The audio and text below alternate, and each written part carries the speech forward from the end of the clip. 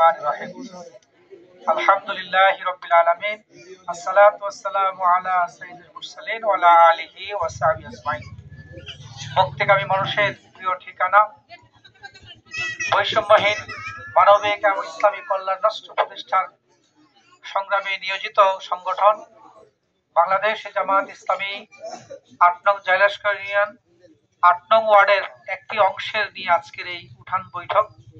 এই বৈঠকের সম্মানিত সভাপতি উপস্থিত আছেন, আজকের প্রোগ্রামের সম্মানিত বিশেষ মেহমান ইউনিয়ন চেয়ারম্যান নির্বাচনের জন্য যিনি সংগঠনের পক্ষ থেকে নির্ধারিত হয়েছেন আমাদের সম্মানিত প্রিয় ভাই মাওলানা সাইফুল ইসলাম।